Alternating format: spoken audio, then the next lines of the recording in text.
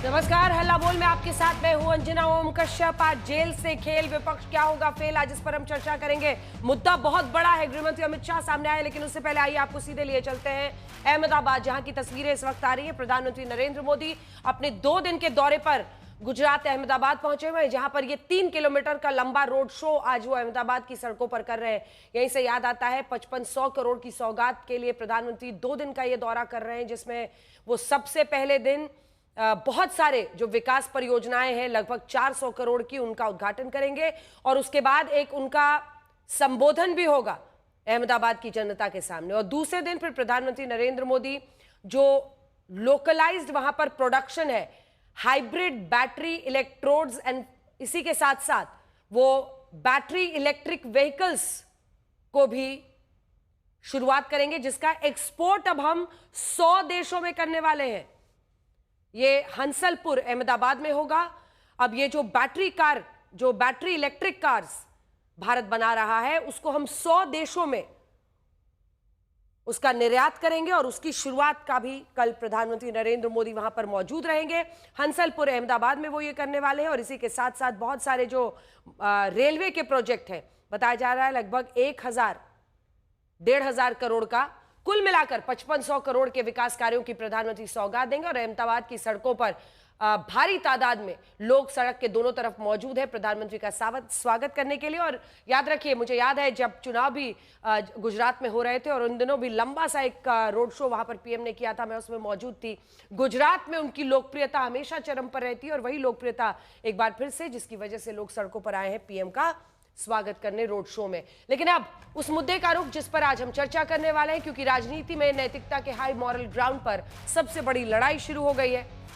आज 130वें संविधान संशोधन पर केंद्रीय गृह मंत्री अमित शाह ने जमकर उसकी वकालत की, एक इंटरव्यू दिया। उन्होंने विपक्ष के कुछ सांसदों द्वारा नैतिक आधार पर बिल के समर्थन की उम्मीद जताई, लेकिन एक इंटरव्यू में कही गई अमित शाह की बातों के बाद विपक्ष का विरोध और बढ़ गया है। कांग्रेस से लेकर समाजवादी पार्टी और एआईएमआईएम जैसे दल सीधे तौर पर इसे विपक्ष को अस्थिर करने वाला खेल कहने से नहीं चूक रहे हैं। हालांकि आज कांग्रेस पार्टी ने कहा है कि वो जेपीसी में शामिल होंगे, क्योंकि याद रखिए दोनों ही बिल है वो दोनों ही सदनों में, लोकसभा राज्यसभा में पेश हो चुका है, लेकिन वहां पर कुछ नहीं होने की वजह से अब आगे उसे जेपीसी में भेज दिया गया है। टीएमसी यानी ममता बनर्जी की पार्टी, आम आदमी पार्टी यानी अरविंद केजरीवाल की पार्टी, ऐसे कुछ दल हैं जो जेपीसी में ही शामिल होने से इनकार कर रहे हैं, शामिल नहीं होने के संकेत दे रहे हैं। इधर ओवैसी साहब को सुनिए, कह रहे हैं कि नैतिकता की इतनी चिंता है तो ये कानून क्यों नहीं बनाते कि पकड़े गए लोग केंद्र चला रही पार्टी ज्वाइन ही नहीं कर पाए। इस बीच बीजेपी का आरोप है कि विपक्ष के लोग वर्क फ्रॉम जेल की सुविधा चाहते हैं। सवाल यह है कि जेल से सरकार चलाने से रोकने वाले कानून पर विपक्ष इतना भयभीत क्यों है, जबकि 30 दिनों के भीतर कोर्ट में पैरवी का अधिकार सुरक्षित है।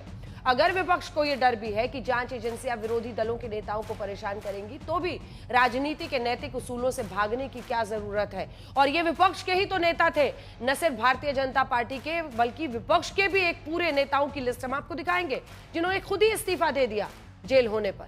ऐसे में इसको क्यों इन चीजों से जोड़ा जा रहा है? सवाल यह है कि कहीं 130वां संशोधन पार्टियों को बनाने बिगाड़ने के खेल का औजार तो नहीं बन जाएगा। लेकिन हल्ला बोल में हम बहस की शुरुआत करें उससे पहले आपको रिपोर्ट दिखाते हैं, परिचय। लेकिन गौरव भाटिया राष्ट्रीय प्रवक्ता बीजेपी के जुड़ गए हैं, अतुल लोंढे पाटिल साहब प्रवक्ता कांग्रेस पार्टी के, अनुराग डांडा पक्ष रखेंगे आम आदमी पार्टी का, मलुक नागर महासचिव आरएलडी के हमारे साथ जुड़ रहे हैं। लेकिन इससे पहले कि हम चर्चा की शुरुआत करें, ये रिपोर्ट।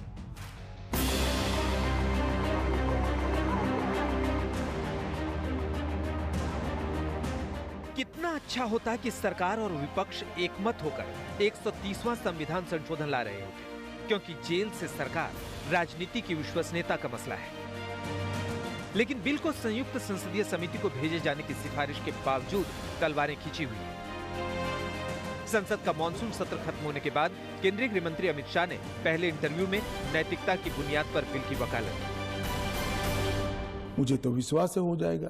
कांग्रेस पार्टी में ही और विपक्ष में ही कई लोग ऐसे निकलेंगे जो मॉरलिटी का सपोर्ट करेंगे, मॉरल ग्राउंड को बनाए रखने के लिए सपोर्ट करेंगे।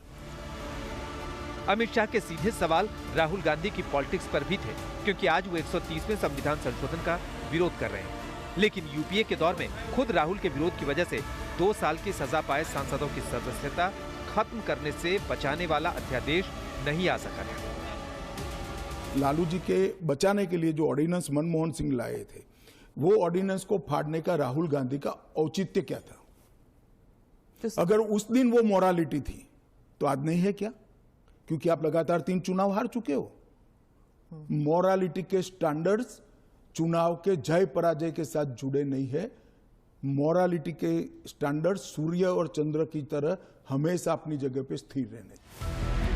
2013 और 2025 के बीच नैतिकता पर आज के विपक्ष का विचार बदलने की जो वजह अमित शाह ने गिनाई, क्या उनमें दम है? क्या चुनाव हारने के बाद आज का विपक्ष हताश है और नैतिकता की दलील पर आ रहे बिल का साथ नहीं दे रहा? याद रखना, जो दूसरों के लिए गड्ढा खोदते हैं, एक दिन वो खुद ही उस गड्ढे में गिरते हैं। दुनिया में सबसे जो आदमी कंट्रोवर्शियल है, वो आज हमको मोरालिटी सिखा रहा है। लगता है भूत भगवत गीता को पढ़ रहा है। 72 मंत्री लोग हैं, इसमें 25 मंत्री के लोग ऊपर बहुत गंभीर आरोप है। मर्डर है, रेप है, करप्शन है, एक्सटोर्शन है। पहले उसको बर्खास्त करने दीजिए, बाकी को मोरालिटी बाद में बात करने दीजिए। तक के बाद बात पढ़ाना है तो पहले जो है विश्वगुरु उसको नैतिकता के बारे में सिखाने के लिए बोलिए। अगर आप वाकई में मोरालिटी की बात कर रहे हैं, तो जब मोरालिटी की बात कर रहे हैं तो ये भी कानून डाल दीजिए कि जिस किसी को पकड़ा जाएगा वो सेंट्रल गवर्नमेंट के पार्टी में शामिल नहीं होगा। इस बीच दिल्ली में मुख्यमंत्री रहने के दौरान जेल से सरकार चलाने वाले अरविंद केजरीवाल ने अमित शाह के बयान पर पलटवार किया है। एक्स पर पोस्ट में केजरीवाल ने लिखा, जो व्यक्ति गंभीर गुनाहों के मुजरिमों को अपनी पार्टी में शामिल करके उनके सारे केस रफा दफा करके उन्हें मंत्री, उप मुख्यमंत्री और मुख्यमंत्री बना देता है, क्या ऐसे मंत्री प्रधानमंत्री को भी अपना पद छोड़ना चाहिए? ऐसे व्यक्ति को कितने साल की जेल होनी चाहिए? अगर किसी पर झूठा केस लगाकर उसे जेल में डाला जाए और बाद में वो दोषमुक्त हो जाए तो उस पर झूठा केस लगाने वाले मंत्री को कितने साल की सजा होनी चाहिए? 130वें संविधान संशोधन पर विपक्ष का हंगामा तो ऐसा है कि कुछ विपक्षी दलों द्वारा जेपीसी के बायकॉट करने की बातें की जाने लगी। लेकिन अमित शाह के तेवर भी कड़े हैं। जेपीसी अपना काम करेगी। तो कैसे काम करेगी? अगर बहिष्कार कर रहे हैं तो फिर तो पूरे ऑपोजिशन के बगैर तो मौजूदा लोग काम करेंगे। कल को आप अगर ऑपोजिशन अभी से लेकर 4 साल तक कोई काम में सहयोग नहीं होता है, देता है, तो देश नहीं चलेगा क्या? हम इतना ही कर सकते हैं कि उनको बोलने का मौका दे, उनको बात रखने का मौका दे। अगर वो अपनी बात रखना ही नहीं चाहते हैं, अगर बोलना ही नहीं चाहते हैं, तो देश की जनता भी तो देख रही है ना चीजों को। 130वें संविधान संशोधन से पहले भी कई बार सरकार और विपक्ष के बीच आर पार की लड़ाई हुई है, लेकिन ये पहला मुद्दा है जब सत्ता के अवसरवाद की दलीलों से सरकार विपक्ष को घेर रही है। आज तक ब्यूरो। गौरव भाटिया जी, विपक्ष एक सुर में कह रहा है और खास तौर पर अखिलेश यादव ने कहा कि जो गड्ढा आप लोग खोद रहे हैं कहीं खुद ना उसमें गिर जाएं। और इधर ओवैसी साहब कह रहे हैं कि आप डालिए ना उन लोगों को उठाकर, आप इस कानून में ये भी डालिए नैतिकता के पैमाने में कि कोई बीजेपी में ना चला जाए उसके बाद, क्योंकि बीजेपी में जाने के बाद एक रास्ता मिल जाता है। अंजना जी, सबसे पहले तो मैं ये कहूंगा, राजनीति में जिसने गड्ढे खोदे हैं और जब भारतीय जनता पार्टी गड्ढों को भर के वहाँ एक मजबूत इमारत लोकतंत्र की बनाती है तो दर्द होता है भ्रष्टाचारियों को। सबसे पहले हमें बात करनी चाहिए संविधान निर्माता क्या कहते थे। डॉक्टर BR अम्बेडकर जी का नाम लेते हैं, राहुल गांधी जी संविधान दिखाते हैं, इनसे पूछिएगा। डॉक्टर BR अम्बेडकर जी ने कहा शुचिता होनी चाहिए जनप्रतिनिधियों में, वो लोग होने चाहिए जो गंगा जल की तरह पवित्र हों। दूसरा, आपको पता है अरविंद केजरीवाल जब जेल में थे तो उच्च न्यायालय में सतेंद्र जैन को हटाया जाए और अरविंद केजरीवाल पर याचिका दायर हुई। दिल्ली उच्च न्यायालय ने कहा कि मैं मुख्यमंत्री अरविंद केजरीवाल के विवेक पे छोड़ता हूं कि सतेंद्र जैन को वो हटाएं या नहीं, लेकिन ऐसे आपराधिक छवि के लोग कैबिनेट का हिस्सा नहीं होने चाहिए। और क्योंकि कानून नहीं था इसलिए कोई आदेश दिल्ली उच्च न्यायालय नहीं दे पाया। अब कानून आ रहा है, तो ये लोग भ्रष्टाचारी पार्टियां कहना क्या चाह रही हैं? क्या ये कहना चाह रही हैं कि नहीं, जो आपराधिक छवि के लोग हैं ये लोग कमान संभाल के जनता के साथ सेवा कर पाएंगे? नहीं कर पाएंगे। इसलिए सर्वोच्च न्यायालय ने भी सेंथिल केस में कहा कि हम ऐसे व्यक्ति को बेल नहीं देंगे अगर ये मंत्री पद पे बने रहेंगे। एक बात साफ हो गई है, भारतीय जनता पार्टी ने जहां हमेशा दिखाया कि नैतिकता आधार है राजनीति का, अमित शाह जी को समन आया था, उन्होंने इस्तीफा दिया।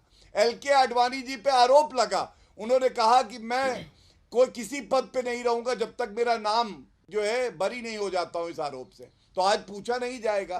क्या मजबूरी है कि ये लोग विरोध कर रहे हैं? और कांग्रेस के प्रवक्ता से केवल ये पूछिएगा, राहुल गांधी ने जो ऑर्डिनेंस फाड़ा था और कहा था कंप्लीट नॉनसेंस, तो वो नैतिकता का आधार ही बता के क्रेडिट लिया था। आज क्या हुआ?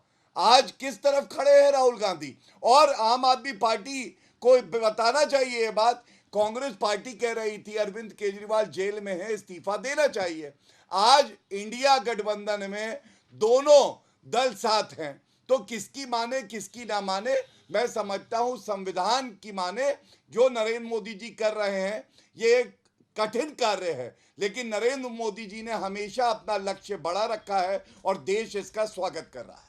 चलिए एक बार अतुल लोंढे पाटिल साहब आप इसका जवाब दीजिए। पूरी लिस्ट हम अपने दर्शकों को भी दिखा रहे हैं, ऐसे तमाम नेता रहे। देखिए लाल कृष्ण आडवाणी ने जब रिजाइन किया तो क्या था मामला, जैन हवाला में केस में नाम आया था लोकसभा से, उन्होंने इस्तीफा दिया, बाद में देश के वो डेप्यूटी पीएम तक बने। तो ऐसा नहीं है कि एक बार उन्होंने इस्तीफा दिया तो उसके बाद से खेल खत्म हो गया, पार्टी टूट गई, सब कुछ चला गया। BS येदियुरप्पा अवैध खनन के केस में वो जेल में गए थे, इस्तीफा दिया, बाद में फिर से कर्नाटक के वो सीएम बने, रास्ता वो अपनाया। लालू प्रसाद यादव आपके साथी हैं, बिहार में चुनाव लड़ रहे हैं, चारा घोटाले में गिरफ्तारी से पहले सीएम पद का इस्तीफा दिया। राबड़ी देवी को उन्होंने ये बनाया। थोड़ा तेजी से चलाइए तो हमारे दर्शक भी तेजी से देखेंगे, ठीक है। बाद में देश के वो रेल मंत्री तक बने लालू प्रसाद यादव। तो ना पार्टी टूटी ना सब कुछ लूट गया। जॉर्ज फर्नांडिस, मतलब ऐसे हेमंत सोरेन अभी अभी बने थे ना, उन्होंने जैसे ही आरोप लगा इस्तीफा दिया, फिर वो बन गए। चंपई सोरेन निकल गए रास्ते से, चले गए बीजेपी में। गृह मंत्री अमित शाह हो 2010 में सोहराबुद्दीन केस में गुजरात का उन्होंने मंत्री पद छोड़ा और उसके बाद आज देख रहे हैं उनका राजनीतिक सफर चलता रहा और जो रास्ता होना चाहिए उससे वो आगे बढ़ के लोकतंत्र में वो बने हैं HM। जयललिता बाद में फिर से वो तमिलनाडु की सीएम बनी इस्तीफा देने के बाद। मदन लाल खुराना फिर से बने। फिर ये दलील कहां चलती है? और आपसे जुड़े हुए जितने लोग हैं उन्होंने तो इस्तीफा दे ही दिया था, फिर ये कि सरकार गिराने के लिए ये केस लाएंगे, माने बीच में कोर्ट भी तो आती है, बीच में तमाम ऐसे चेक्स एंड बैरियर्स है ना। अतुल जी। अंजना जी देखिए, जो महिलाओं के शूटिंग करते हैं वो बहुत गंगा जल की तरह पवित्र है। ब्रजभूषण शरण सिंह, रेवन्ना, ऐसे अनेकों केसेस हैं जिनको छाया देते हैं, जिनके ऊपर खड़े रहते हैं ताकत बन के, वो गंगा जल की तरह पवित्र है। अभी कितने अजित पवार से लेकर मुकुल रॉय से लेकर हेमंता बिसावा से लेकर कितने हैं, मेरे महाराष्ट्र में तो झड़ी लगी है जिनके ऊपर सबूत इनके पास ही थे, आरोप इन्होंने ही लगाए थे और उनको गंगा जल की तरह धोकर वॉशिंग मशीन में धोकर साफ कर लिए है। ऐसे गंगा जल के पवित्र धुले हुए लोग जो है वो केंद्र में बैठे हैं, ऐसा गौरव भाटिया जी का कहना है। अभी इस्तीफे होते थे ना, इस्तीफे क्यों नहीं होते थे? कांग्रेस में तो आरोप लगने पर इस्तीफे हुए हैं। बैरिस्टर अंतुले जी का हुआ है, निलंगेकर जी का हुआ है, अशोक चौहान जी को देना पड़ा था इस्तीफा। सबको कांग्रेस में तो ये प्रथा रही है। फिर ये किसने कहा था? गडकरी जी ने कहा था, अध्यक्ष थे सुषमा स्वराज जी थे, अभी नहीं है तो ठीक नहीं लगता, मैं उनका नाम नहीं लूंगा, कि हमारे यहाँ इस्तीफा वगैरह नहीं होता है आरोप लगने पर। ये गडकरी जी ने अध्यक्ष पद रहते हुए कहा है। अब देखिए 2014 के बाद परिस्थितियां बदली है। कैसे परिस्थितियां बदली है? तो संवैधानिक जांच एजेंसी जो है उसका इस्तेमाल जो है वो सरकारें गिराने, पार्टियों को खत्म करने के लिए धड़ल्ले से हुआ है। इन्होंने जितने भी आरोप किए थे, पाक साहब सब धूल के निकले, 2G हो सबको इस्तीफे देने पड़े थे। कोर्ट में कहा जज ने कि मैं 11 बजे से 7 बजे तक बैठा रहा, सबूत का इतना चिट्ठा भी बीजेपी के जिन लोगों ने आरोप लगाए थे वो लाए नहीं। अभी हमारे यहाँ किरीट सोमैया जी है, उनके पास तो सारे सबूत थे। उन्होंने कहा बाद में कि ये तो मुझे दिया गया काम था देवेंद्र फडणवीस जी ने और पार्टी ने, इसलिए मैंने आरोप लगाए थे। अब वो शांति अभी मुंह छुपाते हुए घूमते हैं वो। तो ये सारे लोग अभी बीजेपी में आ गए हैं। तो गंगा जल की तरह पवित्र बीजेपी जो है, गंगा जल की तरह पवित्र बीजेपी जो है वो डॉक्टर बाबा साहब अम्बेडकर को कतई ही एक्सपेक्टेड नहीं थी। अभी मुझे एक बात बताइए कि क्लोजर रिपोर्ट हो रहे हैं 2G के केस में, क्लोजर रिपोर्ट हुआ, अधिकारी इनका छोड़ दीजिए मंत्रियों का, एक कोल के जो सेक्रेटरी थे वो बड़े ईमानदार IAS ऑफिसर थे, जिनका मुकदमा आईएएस ऑफिसर्स ने पैसे इकट्ठा करके लड़ाया, उनको अभी अभी क्लोजर रिपोर्ट दिया गया कि उनके खिलाफ भी कोई सबूत नहीं है। तो ये सारे बीजेपी का एक तंत्र है कि जांच। अरे लेकिन ब्यूरोक्रेट की तो जाती है ना नौकरी सर, उसको तो क्या हालत रहती है। देखिए, सेवा से निलंबित हो जाता है 48 घंटे जेल में रहे तो, और ये कानून कोई बीजेपी नहीं लेके आई है। नहीं सर, अतुल जी नहीं, आपने चूंकि आपने कोल सेकी की बात की है तो उसको बात सुनिए ना। सेक्रेटरी के लिए अलग नियम रहे, ब्यूरोक्रेट के लिए अलग नियम रहे, आम जनता के लिए अलग नियम रहे, और सीएम पीएम और मंत्री के लिए अलग नियम रहे। ये क्यों चलेगा, ये क्यों चलेगा इस देश में? मैं अपने दर्शकों को बताती हूँ, रुकिए सर। सेवा से निलंबित हुए 48 घंटे जेल में रहने पर अगर ब्यूरोक्रेट है, सैलरी कम हो जाती है केस के निपटारे तक, प्रमोशन ट्रांसफर रुक जाता है केस के निपटारे तक। एक नहीं अनेकों उदाहरण है, दशकों तक उनके साथ ये होता है। उनका जीवन नहीं है क्या? उनका संघर्ष नहीं है? हो सकता है उनको भी कोई पॉलिटिकली टारगेट कर रहा हो सकता है उनको भी कोई जानबूझकर टारगेट कर रहा हो। उनके लिए अलग नियम रहेगा, आपके लिए अलग, वर्क फ्रॉम जेल। ऐसा है कि ये आप लोग तो खुश हो रहे थे, आप लोग तो अरविंद केजरीवाल का इस्तीफा मांग रहे थे ना, क्यों मांग रहे थे फिर बताइए? इसको आप जस्टिफाई कर दीजिए, मैं आपसे कुछ नहीं पूछूंगी पूरे डिबेट में। कांग्रेस का कल्चर है हाँ। कि किसी के ऊपर आरोप हुआ तो इस्तीफा देना पड़ता है, कोई 30 दिन के जेल की जरूरत नहीं। और मेरा एक सवाल है, क्या नैतिकता दिखाने के लिए कानून की जरूरत है? जो नैतिकता दिखा नहीं सकते वो कानून लाने की बात करते हैं। और एक बात आप समझ लीजिए कि जिस तरह का इस्तेमाल जांच एजेंसियों का किया है वो परे जाकर सिद्ध हुआ है। अब रही बात, कुछ हमको कॉन्स्टिट्यूशनल बातें भी सोचनी पड़ेगी।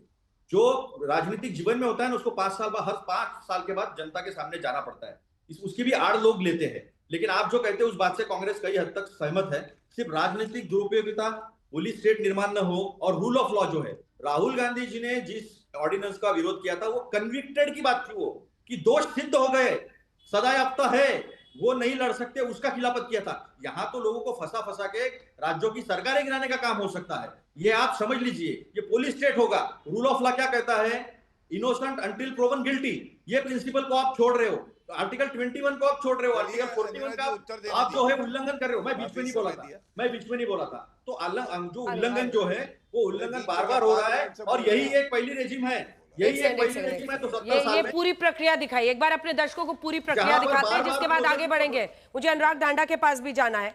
एक बार अपने दर्शकों को पूरी प्रक्रिया दिखाते हैं, क्योंकि कई बार ये फैलाया जाता है कि भैया अब तो हो गया, 30 दिन जेल में जबरदस्ती ठूस देंगे, उसके बाद से मामला खत्म है। सबसे पहला कदम क्या होता है? एफआईआर हो, सीबीआई का मामला हो तो प्रिलिमिनरी इंक्वायरी होती है, जो कि आज गृह मंत्री अमित शाह ने भी कहा है।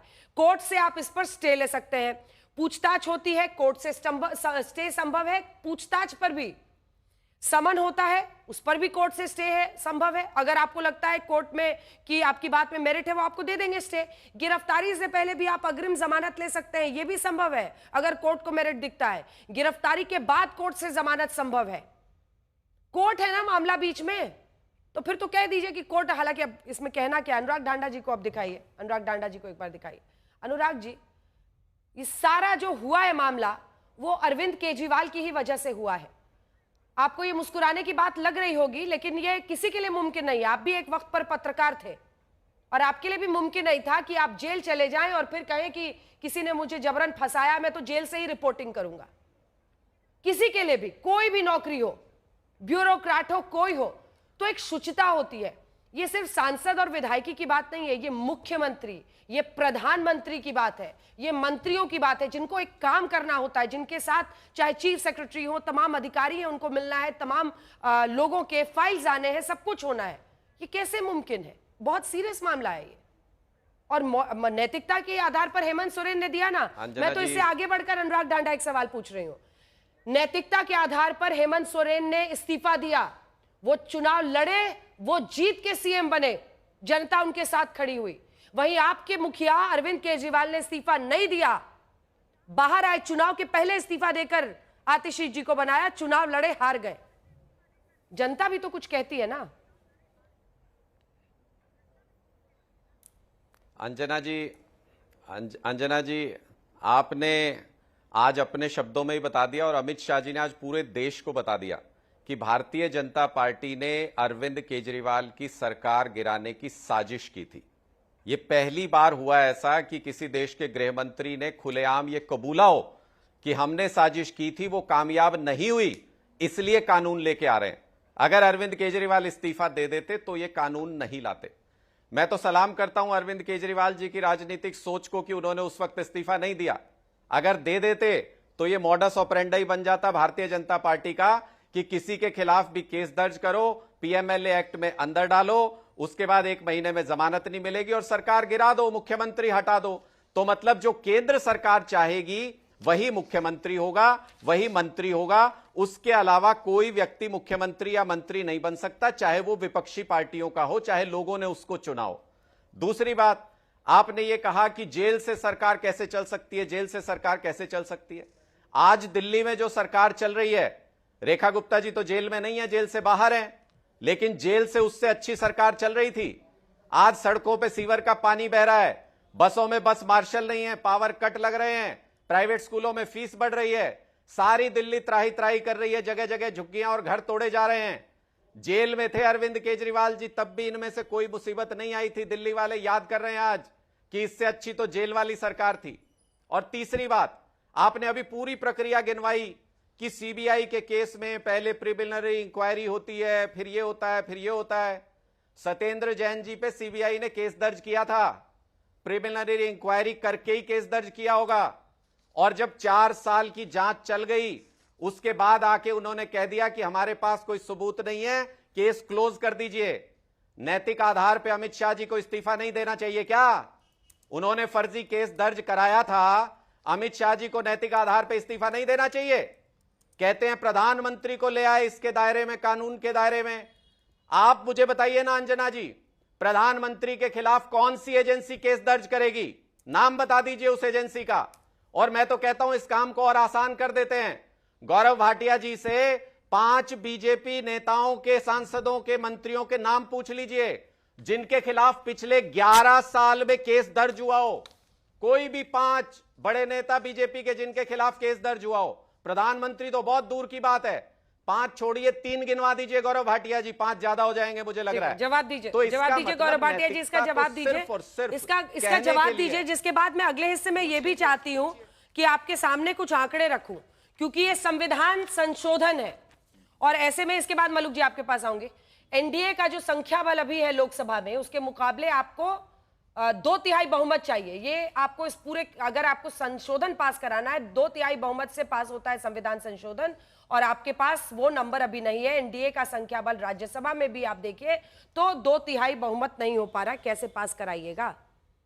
362 चाहिए, 293 है। अंजना जी, अब मैं पहले कांग्रेस के प्रवक्ता की बात का उत्तर देता हूं, फिर आम आदमी पार्टी के प्रवक्ता की। कांग्रेस प्रवक्ता से एक सवाल पूछना लाजमी है कि राहुल गांधी ने जब अध्यादेश फाड़ा था और कहा था कंप्लीट नॉनसेंस, तो तब नैतिकता, आज नैतिकता क्या चुल्लू भर पानी में डूब गई है? कोई उत्तर इन्होंने दिया नहीं उस बात का। ईडी सीबीआई की बात करी, सर्वोच्च न्यायालय ने कहा था कि पिंजरे का तोता बना दिया है, क्योंकि कोलगेट घोटाले में स्टेटस रिपोर्ट सर्वोच्च न्यायालय के समक्ष जानी थी, उसको बदल रहे थे जो पूर्व के कानून मंत्री थे।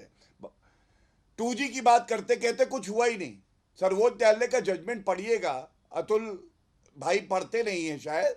122 लाइसेंस रद्द हुए क्योंकि इतना बड़ा घोटाला था, देश को नुकसान करा। और उसके बाद ये जो कह रहे हैं कि सब लोग दोष मुक्त हो गए, अभी अपील पेंडिंग है। सोनिया गांधी और राहुल गांधी, जो बात आप कह रही थी, पहला आपको रिलीफ मिल सकता है कि एफआईआर हो, आप न्यायालय जाइए सर्वोच्च या उच्च, और वो अरेस्ट पे भी रोक लगा देती है, और साथ में मामला अगर पॉलिटिकल वेंडेटा वाला है या आधार नहीं है तो निरस्त कर देती है। सोनिया गांधी, राहुल गांधी गए थे, मेरे हाथ में आदेश है, सर्वोच्च न्यायालय ने मना कर दिया कि नहीं, प्रथम दृष्टया मामला बड़ा गंभीर है, नेशनल हेराल्ड केस में हम रद्द नहीं करेंगे। तो ये तो मैंने कांग्रेस को बताया। अब मैं आम आदमी पार्टी से पूछता हूं। आम आदमी पार्टी गजनी है, इनकी याददाश्त चली जाती है।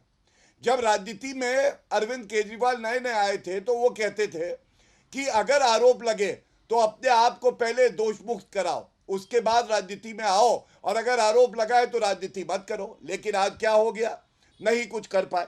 दूसरी बात देखिए, मेरे हाथ में आदेश है अरविंद केजरीवाल को जो अंतरिम जमानत मिली है। अंजना जी, इस जमानत में लिखा है कि मुख्यमंत्री हैं, लेकिन ये सेक्रेटेरिएट नहीं जा सकते, फाइल नहीं साइन कर सकते। ऐसा मुख्यमंत्री किस काम का है, आप बताइए। और अरविंद केजरीवाल ने कहा जब अंतरिम जमानत में बाहर आए, अंजना जी, जनता तय करेगी और बताएगी कि मैं ईमानदार हूं कि नहीं। अगर ईमानदार हूं तो वोट करेगी, नहीं हूं तो नहीं करेगी। हमने देखा 2024 में 7 सीटें दिल्ली में हार गए और उसके बाद विधानसभा चुनाव भी हार गए। जनता ने बता दिया कट्टर बेईमान पापी आपका कन्वीनर अरविंद केजरीवाल भ्रष्टाचारी है। अब इन्होंने जो मुझसे सवाल किया, वो उंगलियां गिनती है, उतने महीने ही रहा है। जितनी उंगलियां आप दिखा रहे हैं ना, उतने महीने अरविंद केजरीवाल रहे हैं। डांडा जी होमवर्क नहीं करके आते हैं, मैं बता दूं। इन्होंने मुझसे कहा आप पहले 5 नाम बताइए, 5 नाम भाजपा के नेताओं के जहां पे केस चल रहा हो या दर्ज किया हो। मैं कहना चाहता हूं आप एक केस बताइए, चुनौती, मैं तो उत्तर दूंगा ही। एक केस बताइए जहां पे केस हमारी एजेंसी ने किसी ने बंद किया हो या सरकार ने निर्देश दिया हो, बंद हुआ हो किसी भाजपा नेता के खिलाफ। अंजना जी उत्तर है 0। अब दूसरा, कोई ऐसा केस सर्वोच्च न्यायालय का या उच्च न्यायालय का आदेश हो जहां पे केस को निरस्त किया गया हो ये कह के कि ये राजनीतिक द्वेष से है। आंसर है 0। पिछले 11 साल में ऐसा कोई केस नहीं है। अब तीसरी बात, ये लोग नाम लेते हैं, मैं कुछ उदाहरण देता हूं। अजीत पवार जी का नाम लेते हैं। अजीत पवार जी को क्लीन चिट मिली, महावसूली अघाड़ी की सरकार थी, कांग्रेस उसका हिस्सा थी 2020 में, और ईओडब्ल्यू ने क्लोजर रिपोर्ट लगाई। ये लोग नाम लेते हैं शुवेंदु अधिकारी का। आपको मालूम है बीजेपी ज्वाइन करी 2020 में, सीबीआई ने चार्जशीट किया मई 2021 में। अब आप बताइए, चार्जशीट तब हो रही है जब वो भाजपा में है और केस बंद नहीं हुआ। हिमंत बिश्व शर्मा का नाम लेते हैं। हिमंत बिश्व शर्मा विटनेस हैं और ये नहीं कि वो आरोपी है और उनका केस बंद हो गया। चौथा नाम मुकुल रॉय का। सुनिए गौरव जी, मामला जेल जाने का है। नहीं गौरव जी, मामला जेल जाने का है। नहीं, इसी में काउंटर क्वेश्चन है ना, please answer my counter question. आप लंबा बोल रहे हैं, ये सब का जेल जाने का मामला है ना, वरना तो केसेस अगर चल रहे हैं और ये मुख्यमंत्री पद पर बने हुए हैं तो जो नैतिकता की आप दुहाई दे रहे हैं कि जैन हवाला केस में नाम आने मात्र से लाल कृष्ण आडवाणी, मदन लाल खुराना ने इस्तीफा दे दिया था, वो मामला तो गया। तो आरोप लगने वाले आपके लोग मुख्यमंत्री मंत्री पद पर बैठे हुए हैं, मामला तो हिरासत में लेने का है ना। ये कह रहे हैं कि जो एजेंसियां हैं वो इनको अरेस्ट नहीं करती है। अरे यही आप ही ने तो नाम लिए सबके, आप ही ने तो नाम लिए। हेमंत बिश्व शर्मा से लेकर सारे केसेस की बात तो आप ही गिना रहे हैं। वो कह रहे हैं इनको अरेस्ट नहीं करती पुलिस या क्या गिना रहा हूं मैं आपको समझा देता हूं। इस देश में एक न्यायिक प्रक्रिया है। पहला, आप अरेस्ट और क्वॉशिंग के लिए जा सकते हैं सर्वोच्च न्यायालय, उच्च न्यायालय। दूसरा, बेल ले सकते हैं। तीसरा, सेशंस कोर्ट से भी आपकी एंटिसिपेटरी बेल हो सकती है। चाहे भाजपा का नेता हो, चाहे कांग्रेस का हो, चाहे आपका हो, चाहे टीएमसी का हो, अगर बेल हो जाएगी तो फिर वो खुद ही उस पद पे बना रह सकता है। ये तो ये भी कानून कहता है। तो फिर इसमें पक्षपात कैसे हुआ, अंजना जी आप बताइए। और बड़ी बात मैं कहता हूं, मान लीजिए विपक्षी दलों का ये मानना है कि दुरुपयोग हो रहा है और कोई भाजपा का नेता भ्रष्टाचारी है, यही है ना आरोप, क्यों नहीं कोर्ट जाते हैं? कोर्ट भी तो सीबीआई एसआईटी की इन्वेस्टिगेशन ऑर्डर करता है। दिखाएं किस सर्वोच्च न्यायालय, उच्च न्यायालय ने कहा हो भाजपा का नेता ये करप्ट है और ये न्यायालय गए हो, क्या ये सवाल नहीं बनता? एक बार पूछ के तो देखिए। ठीक है, मैं इसका जवाब उनसे लूंगी जल्दी से। एक बार मलुक नागर बोल ले, फिर अतुल जी आप ही के पास शुरू करूंगी। मलुक नागर साहब, लेकिन इसको पास कराना भी तो चैलेंज होगा, खाली आपके जो सहयोगी दल है उनके साथ नहीं होगा। नंबर में ही छोटे पड़ रहे हैं, कम पड़ रहे हैं, 293। अंजना जी, पास होना ना होना पार्लियामेंट में सेकंड बात है। पहली बात तो ये है कि संवैधानिक संकट था काफी दिनों से। अगर जेल में कोई भी मंत्री या मुख्यमंत्री या प्रधानमंत्री मान लो रहेगा और वो जेल से उठा करके सरकार चलाए, तो जो संविधान के अनुसार विचाराधीन कैदी है उसको कुर्सी नहीं दी जा सकती। या तो वो जमीन पे बैठेगा या स्टूल पे बैठेगा। ऐसी स्थिति में ऑफिसर आके कुर्सी पे बैठेंगे, क्या हो? फिर प्रश्न ये उठता है पहले क्यों नहीं करते थे? पहले लोग नैतिकता के आधार पर इस्तीफा दे देते। पिछले दिनों जो केजरीवाल जी का एपिसोड हुआ और जो संवैधानिक संकट आया, उसमें यह स्थिति क्लियर हो गई कि ये नहीं चल सकता, इसके लिए कुछ करना पड़ेगा। दूसरी बात, जब संसद में ये बिल आया तो संसद नहीं चलने दी, हाय हाय हाय हाय हाय, संसद नहीं चलने दे रहे, गरीब मजदूर किसान उनके मुद्दे नहीं उठने दे रहे। उसके बाद जेपीसी में मैटर भेजते हैं, जाओ भाई मिनी पार्लियामेंट में वर्किंग इन डिटेल करो और पूरी रिपोर्ट सौंपो। और जेपीसी की रिपोर्ट संसद में 90% से ज्यादा मान ली जाती है, सरकार को भी माननी पड़ती है। ऐसी स्थिति में जेपीसी का भी बहिष्कार, भाई जेपीसी में नहीं जाओगे, भाई फिर चाहते क्या हो? इसका मतलब साफ दो चीज क्लियर है, या तो तुम ये मान चुके हो कि सरकारों में आते ही मंत्री बनते ही मुख्यमंत्री भ्रष्टाचार करना है, या तुम ये मान चुके हो कि तुम कभी भी भारत सरकार में आने वाले हो ही नहीं, इसलिए इतने डर रहे हो, इसलिए चीख मार रहे हो, इसलिए संसद नहीं चलने दे रहे, इसलिए जेपीसी में नहीं जा रहे। क्योंकि अगर मान लो तुम्हें ये कहीं भी हो कि पब्लिक तुम्हें पसंद करेगी और तुम सरकार में आ जाओगे, तो तुम जो चाहे कर सकते हो। अगर तुम्हारा बहुमत है, जैसे एनडीए में चीजें हो रही है, तुम कर सकते हो। इससे ये भी दोनों चीजें एडमिट फैक्ट हैं। और जो अभी वहां की बात आती है महाराष्ट्र की, अंजना जी, अजीत पवार को कांग्रेस सो कॉल्ड इंडिया गठबंधन की सरकार ने एसीबी से, एंटी करप्शन ब्यूरो, परमवीर उसका चीफ था उस समय, उसने क्लियर चीट दी थी। ये एनडीए के सर पे, भाजपा के सर पे उसे फोड़ते हैं। ये साफ एक्चुअल में कहीं ना कहीं कंफ्यूजन है। और सीधी सी बात एक है, जो सो कॉल्ड इंडिया गठबंधन आपस में, इंडिया गठबंधन को नहीं संभाल सकता। ये आप पार्टी और कांग्रेस यहाँ दोनों एक बोल रहे हैं, हटते ही दोनों चुनाव आ जाओ आपस में लड़ेंगे। ये देश को क्या संभालेंगे, पब्लिक को क्या संभालेंगे, किसानों को क्या संभालेंगे, कमजोरों को क्या संभालेंगे, दलितों को क्या संभालेंगे, पिछड़ों को क्या संभालेंगे? अतुल जी, नैतिकता के आधार पर कांग्रेस पार्टी का इस पर स्टैंड क्या है? एक बार स्टैंड बताइए, फिर आपको जितना बोलना है वो आप बोलिएगा। क्या स्टैंड है आपका? क्या आपकी पार्टी का ये स्टैंड है कि जेल से सरकार चलनी चाहिए, वर्क फ्रॉम जेल, या फिर आप ये चाहते हैं कि ये नहीं होना चाहिए? आपका नैतिक स्टैंड क्या है? पिछले 70 साल में सबसे नैतिकता का उदाहरण अगर किसी पार्टी ने दिया मत तो कांग्रेस। तो फिर कानून का क्यों विरोध कर रहे हैं? सुनिए ना, अभी इन्होंने कहा अजीत पवार जी को एसीबी की क्लीन चिट मिली, बराबर है, हम वही तो बता रहे थे। लेकिन कितने अनैतिक है देश के प्रधानमंत्री कि 27 अगस्त को वो कहते हैं कि 70,000 करोड़ का सिंचाई घोटाला किया और 25,000 करोड़ का स्टेट कोऑपरेटिव बैंक का घोटाला किया, और 2 अगस्त को ले जाते। मलूक नागर जी को मालूम है, लेकिन देश के प्रधानमंत्री को नहीं मालूम है। कितने अनैतिक है देश के प्रधानमंत्री है, तो ये दोनों खुल के बता रहे, तो दोनों ने खुल के बता दिया। अब दूसरी बात नहीं, मलूक नागर के बीच में नहीं बोला, मैं बीच में नहीं बोला। मालूक जी हाथ उठाइए, मालूक जी हाथ उठाइए। अब इन्होंने सर, आप इधर उधर की बात करते हैं, लेकिन आप अतुल लौंडे पाटिल साहब एक बात नहीं बताते हैं कि अगर आप भी चाहते हैं ये ना हो, तो आप इसके खिलाफ क्या है? आपके लोगों ने तो वैसे ही इस्तीफा दिया है, आप खुद ही दावा कर रहे हैं और हम भी सबके नाम दिखा रहे हैं, फिर प्रॉब्लम क्या है? सुनिए ना, जब कोई कानून आएगा तो प्रॉब्लम है, और हम खुद से देंगे तो अच्छा है। अंजना जी, कन्विक्टेड किसी को सजा हो गई है, उसको सत्ता में नहीं रहना चाहिए, ये स्टैंड हमने तब भी लिया था, आज भी लिया था।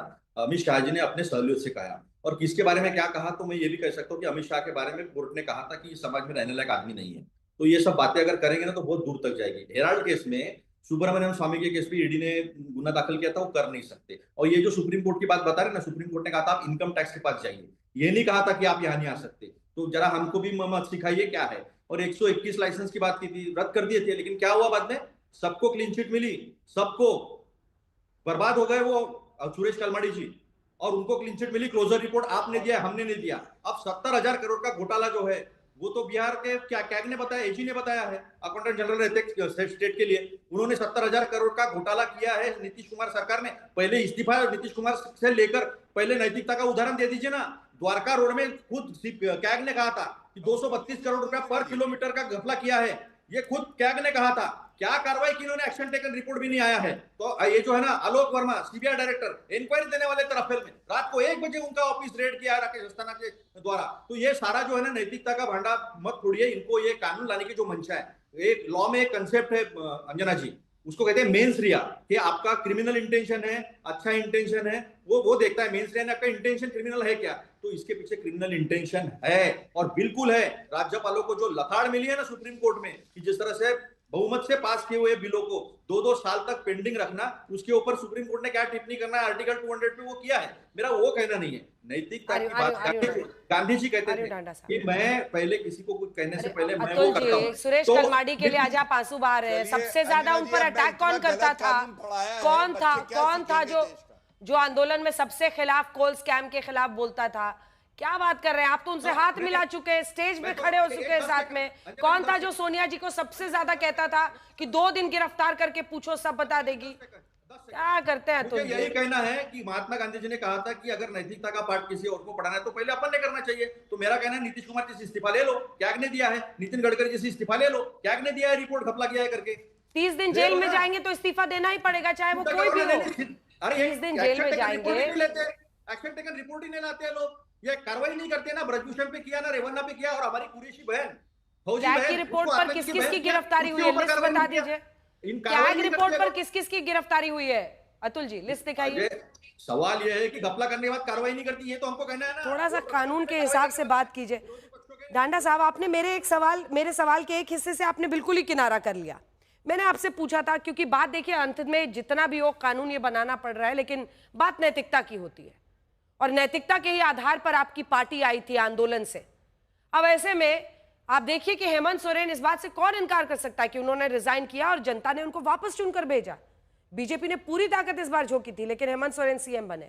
और वहीं आपके मुख्यमंत्री ने, मतलब दिल्ली के मुख्यमंत्री ने, अरविंद केजरीवाल जी ने इस्तीफा नहीं दिया, वो चुनाव हार गए, और चुनाव के एंड पहले उन्होंने आतिशी जी को बनाया।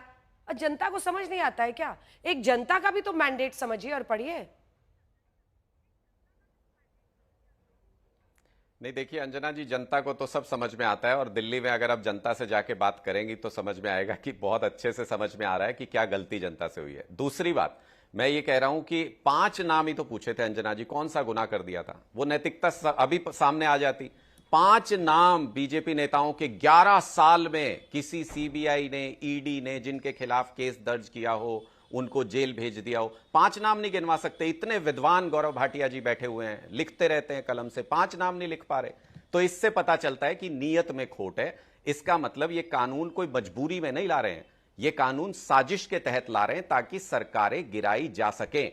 वो प्रयोग असफल हुआ था, इसीलिए झारखंड में भी मुख्यमंत्री के ऊपर जो केस किया था, उस केस में भी हाथ ढीले हो गए भारतीय जनता पार्टी के। अगर वो प्रयोग सफल हो जाता अरविंद केजरीवाल जी पर जो सबसे पहले किया था, उसके बाद कोई पलटना नहीं था भारतीय जनता पार्टी को। देश में एक के बाद एक सरकार, ऐसा है अनुराग जी कि इस देश की राजनीति ना आम आदमी पार्टी के गठन के साथ शुरू हुई, ना आप ही लोगों के साथ खत्म होती है। इस देश में ये तरीका रहा है। आज तक कोई ऐसा मुख्यमंत्री नहीं था जिसने जेल से सरकार चलाई हो, किसी ने नहीं। और इतने आजादी के इतने वर्षों तक अनेकों, वो अशोक चव्हाण का नाम ले रहे हैं, लालू प्रसाद यादव का है, हेमंत सोरेन का नाम है, अनेकों मुख्यमंत्रियों के नाम है। आप इस बात से नहीं भाग सकते हैं कि इतनी बड़ी आपने पार्टी खड़ी की, इतने सारे चेहरे थे, लेकिन किसी पर भरोसा नहीं किया।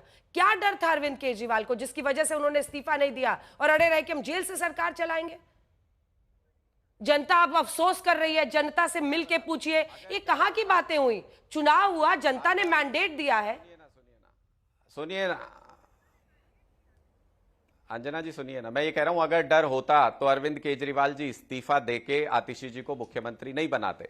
अरविंद केजरीवाल जी को कोई डर नहीं था, लेकिन स्वेच्छा से नैतिकता के आधार पर इस्तीफा देना और जेल में डाल के किसी को साजिश करके जबरदस्ती इस्तीफा दिलवाना, ये 2 अलग बातें हैं अंजना जी, इसको भी समझना पड़ेगा। आपने कहा इससे पहले का कोई मुख्यमंत्री बताइए, आप मुझे एक मुख्यमंत्री का नाम बताइए जिसको पीएमएलए एक्ट के तहत गिरफ्तार किया गया हो इससे पहले, जिसमें जमानत नहीं मिल सकती 1 महीने के अंदर। एक मुख्यमंत्री पूरे इतिहास में, भारत में एक मुख्यमंत्री का नाम बताइए जो पीएमएलए जैसे एक्ट में गिरफ्तार जिसको किया गया हो, जेल के अंदर डाला गया हो। कोई नहीं था ऐसा, ऐसा इतिहास में हुआ नहीं। जब ऐसी आवश्यकता पड़ी नहीं तो आविष्कार हुआ नहीं। जब ऐसा हुआ तो उसके बाद यह निर्णय लिया गया कि यह तो सरकार गिराने की साजिश है, ये तो झूठा फर्जी केस दर्ज किया गया है। और सत्येंद्र जैन जी वाला उदाहरण है सामने। आपने चूंकि ये पूछा तो मैं आपको बता देती हूँ, जो ईडी ने अरेस्ट किया हेमंत सोरेन को, उन्होंने भी पीएमएलए एक्ट के तहत ही अरेस्ट किया था हेमंत सोरेन को। उन्होंने इस्तीफा दिया ना, एक्ट देके इस्तीफा होगा। अरे बाद में इनकी सरकार से पहले पूछ रहा हूं, इनकी सरकार तो किया ना, उन्होंने इस्तीफा दिया ना। उनको लगा ना कि चंपई सोरेन है, पार्टी है, ये मेरी अपनी लिमिटेड प्राइवेट कंपनी नहीं है कि मैं जेल से भी चलाऊंगा। उन्होंने इस्तीफा दिया ना, चंपई सोरेन को बनाया, वापस आए, फिर से सीएम बने। अरे वो तो फिर से सीएम बने ना, वो तो गए बीजेपी में, वो तो गए बीजेपी में, लेकिन हेमंत सोरेन सीएम बने कि नहीं बने? अच्छा ठीक है, एक सेकंड अनुराग, इसमें अनंत बहस हो सकती है। एक सिंपल क्वेश्चन पूछती हूँ, जनता ने क्यों हेमंत सोरेन को जेल से छूटने के बाद जिता दिया और अरविंद केजरीवाल को दिल्ली की जनता, जो कि लगातार उनको स्वीपिंग मेजॉरिटी दे रही थी, क्यों हरा दिया? मैं बता देता हूं। इसका 2 लाइन में जवाब दीजिए। मैं ईमानदारी से बता देता हूं, बिल्कुल 2 लाइन में मैं ईमानदारी से बता देता हूं। दिल्ली का चुनाव जनता ने अरविंद केजरीवाल को नहीं हराया, दिल्ली का चुनाव वोट चोरी करके हराया गया। जो वोट चोरी पे आज आप चर्चा कर रही हैं, सबसे पहले अरविंद केजरीवाल ने उस मुद्दे को उठाया था और लोगों को सामने बिठाया था कि ये लोग जिंदा लोग हैं, इनको मुर्दा बता के वोट काट दिया। एमपीज की कोठी में 40-40 वोट बन रहे हैं। सारा वोट चोरी का जो खेल पंजाब में वोट चोरी नहीं हुआ, पंजाब में वोट चोरी नहीं हुआ, दिल्ली में वोट चोरी हो गया। जहां आप जीतते हैं वहां वोट चोरी नहीं होता है, जहां पर हारते हैं, पंजाब में वोट चोरी नहीं हुआ, वहां पर नहीं वोट चोरी कर पाए, दिल्ली में वोट चोरी हो गया। गौरव भाटिया, जल्दी से एक रिएक्शन, सभी के आरोपों का जवाब दीजिए। और सवाल ये भी है कि लीगल एक्शन कितनों के खिलाफ होता है, जेल कितने रूलिंग पार्टी के नेता आज तक गए हैं, इस पर भी तो सवाल है ना। पिछले अब 2014 से अब तक आप देखिए 11 साल, कितने लोग जेल गए हैं रूलिंग पार्टी की, कोई भी नेता। ठीक है अंजना जी, सबसे पहले जब अपशब्द बोले जाएं और झूठ बोला जाए आपके चैनल पे, गृह मंत्री अमित शाह जी के लिए कहा गया कि सर्वोच्च न्यायालय ने कहा था कि ये समाज में रहने लायक व्यक्ति नहीं है, और जबकि आज ही के साक्षात्कार में अमित शाह जी ने बड़ी स्पष्टता से बताया कि उनकी अरेस्ट नहीं हुई थी, केवल समन आया था और नैतिकता के आधार पे उन्होंने इस्तीफा दिया। हाँ, ये बात सत्य है, अभी कुछ सप्ताह पहले सर्वोच्च न्यायालय ने टिप्पणी करी थी कि कोई देशभक्त ऐसा बयान नहीं दे सकता है राहुल गांधी को बोलकर, क्योंकि राहुल गांधी वो व्यक्ति हैं जो मैं कहता हूं कि ये देश में रहने लायक नहीं है, देश को कमजोर करते हैं। भाषा की मर्यादा बनाए रखेंगे तो चर्चा अच्छी होगी। अब अतुल जी को ये नहीं पता है कि 122 लाइसेंस जो रद्द हुए थे वो अभी भी रद्द हैं, वो घोटाला था और ये सर्वोच्च न्यायालय का आदेश था और रद्द हुए। कोलगेट में 212 लाइसेंस रद्द हुए क्योंकि घोटाला करने का प्रयास किया था। और जब लेजिस्लेशन होता है, कानून आता है, उसमें मेंस रिया नहीं होती है। अब अभिषेक मनु सिंघवी जी से बात करें, जो बड़े अधिवक्ता हैं, तो समझे लेजिस्लेशन में कह रहे हैं मेंस रिया, और आर्टिकल 20 की बात कर रहे हैं। आर्टिकल 20 डबल जेपटी की बात करता है, एक किसी अपराध के लिए 2 बार सजा नहीं होगी। अंजना जी, मंत्री पद से हटना कोई क्रिमिनल ऑफेंस नहीं है, ये एक सिविल आपको जिम्मेदारी दी जाती है। जो आपने सही कहा, गवर्नमेंट सर्वेंट अगर 48 घंटे जेल में रहता है तो उसको भी पद से हटना पड़ता है, इसलिए ये कानून आ रहा है। अब हम आते हैं आम आदमी पार्टी पे। देखिए, आम आदमी पार्टी के लिए तो जनता ये कह रही है, पहले का खेल, फिर रहे 6 महीने जेल और बाद में मिली कंडीशनल बेल, और यहां पे ईमानदारी की बात करते हैं। अरे ये मेरे हाथ में कांग्रेस के अध्यक्ष थे अनिल चौधरी, उनका ट्वीट है, वो कह रहे थे अरविंद केजरीवाल को इस्तीफा देना चाहिए, आप उनकी गोद में जाके बैठ गए। आपके हिसाब से लालू प्रसाद यादव भ्रष्टाचारी थे, आप उनकी गोद में बैठ गए। आप कहते थे सोनिया गांधी, राहुल गांधी को जेल होना चाहिए, आप उनकी गोद में बैठ गए। और सुनिए, इनका अपना ट्वीट, मुझे आप सबको रोकना पड़ेगा, प्रधानमंत्री नरेंद्र मोदी इस वक्त अहमदाबाद में लोगों को संबोधित कर रहे हैं।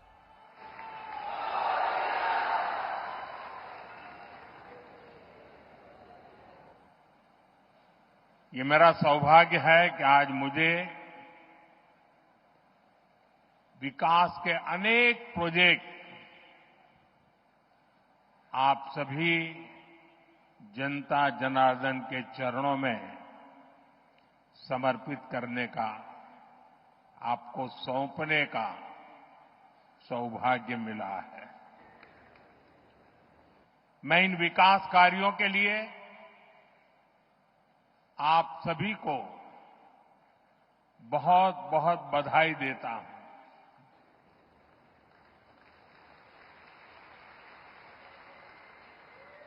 साथियों, मानसून के इस सीजन में गुजरात में भी कई इलाकों में भारी बारिश हो रही है। देश में भी जिस प्रकार से बादल फटने की एक के बाद एक घटनाएं घट रही हैं, और जब टीवी पर विनाश लीला देखते हैं तो अपने आप को संभालना मुश्किल हो जाता है। मैं सभी प्रभावित परिवारों के प्रति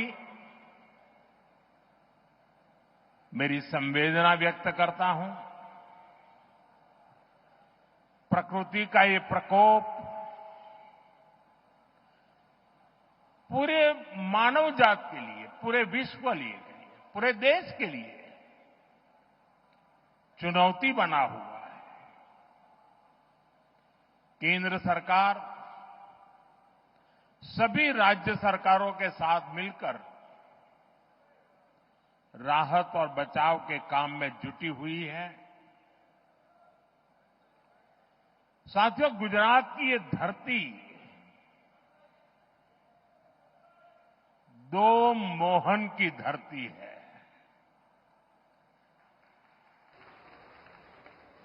एक सुदर्शन चक्रधारी मोहन यानी हमारे द्वारकाधीश श्री कृष्ण, और दूसरे चरखाधारी मोहन यानी साबरमती के संत पूज्य बापू। भारत आज इन दोनों के दिखाए रास्ते पर चलकर के निरंतर सशक्त होता जा रहा है। सुदर्शन चक्रधारी मोहन ने हमें सिखाया है कि देश की, समाज की रक्षा कैसे करते हैं। उन्होंने सुदर्शन चक्र को न्याय और सुरक्षा का कवच बनाया, जो दुश्मन को पाताल में भी खोज कर सजा देता है। और यही भाव आज भारत के फैसलों में भी देश अनुभव कर रहा है। देश नहीं, दुनिया अनुभव कर रही है।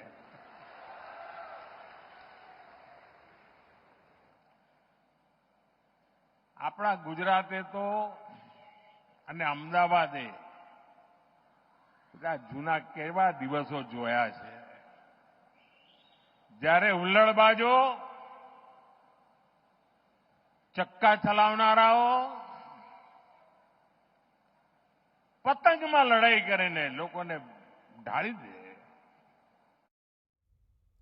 तो गुजरात में प्रधानमंत्री नरेंद्र मोदी अहमदाबाद के 2 दिन के दौरे पर हैं और इस वक्त वो गुजराती में वहां पर मौजूद जनता से एक चर्चा कर रहे थे हल्के फुल्के अंदाज में। लेकिन उससे पहले प्रधानमंत्री ने बड़ी बातें कही हैं जिसमें उन्होंने सीधे सीधे भारत की शक्ति का वहां पर बखान किया। प्रधानमंत्री नरेंद्र मोदी ने कहा कि ये वो देश है जो अब चुन चुन कर और खोज खोज कर अपने दुश्मनों को मारता है। इससे पहले प्रधानमंत्री नरेंद्र मोदी ने 2 शब्द संवेदना के उन तमाम प्रभावित परिवारों के लिए कहे जो भारी बारिश और बाढ़ से देश के अन्य हिस्सों में प्रभावित है।